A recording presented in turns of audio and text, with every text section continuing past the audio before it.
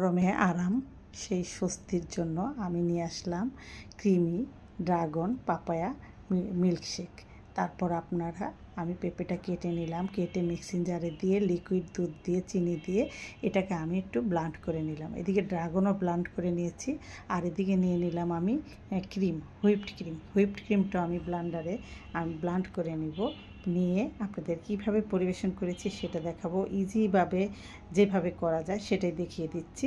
এই যে দেখুন, আমি একটু লিকুইড মিল্ক দিলাম, তারপরে এই যে আমি ক্রিমটা এখন ব্লান্ড করে তারপর একটার পর একটা দিয়ে আমি লেয়ার দিয়ে এটাকে বসিয়ে দেবো। প্রথমে দিয়ে দিলাম আমি আইসটা দেওয়ার পরে দিয়ে দিলাম আমি পেঁপে মিক্সড করাটা, তারপরে দিয়ে দিলাম উপরে হুইপড ক্রিম, তারপরে দিয়ে দিব এখন আমি এটার উপরে ড্রাগন, তারপর আবারও বরফ দিব, দিয়ে আমি পরিবেশন করব। আবারও নতুন রেসিপি নিয়ে, সহজ রেসিপি নিয়ে আপনাদের মাঝে হাজির হয়ে যাব। আজকে এই পর্যন্ত, আল্লাহ হাফেজ।